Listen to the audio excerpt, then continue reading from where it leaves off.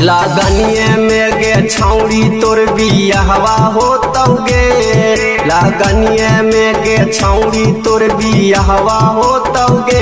एने चौहाना मटोतौगे ओने हिराना रोतौगे।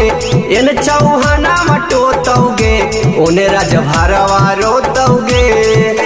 रातिया में धई के जोवनवा सोतौगे। रातिया में धई के जोवनवा सोतौगे।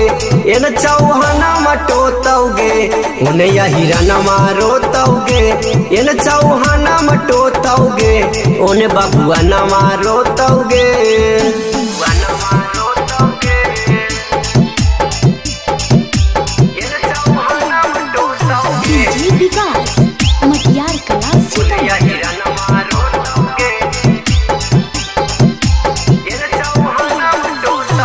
चौधरी चौरासिया के मननी ना तू बतिया।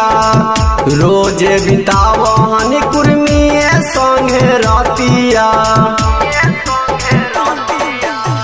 चौधरी चौरासिया के मननी ना तू बतिया।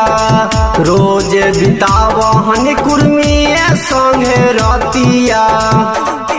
अगलाब साब डाब से तोर चीजवा धोतौगे। Recording studio Delhi.